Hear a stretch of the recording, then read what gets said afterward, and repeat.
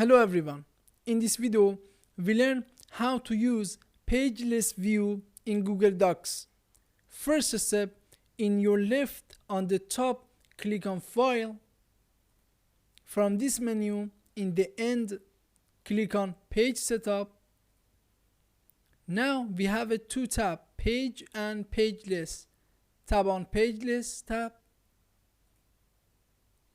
And as you see, the Pageless format allow you to add white images and tables and consume content without the interruption of page breaks. Also, you must know headers, footers, columns, and watermarks will not be visible in the Pageless format. Now, you can click on OK. As you see, we are in the Pageless view.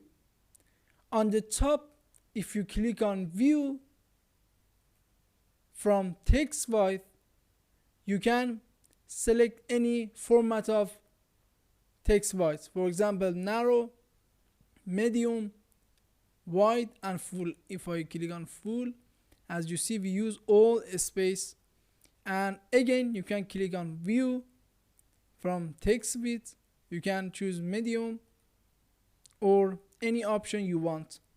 After that, if you want back to normal, again click on File on the top, click on Page Setup, and click on Page tab, and click on OK.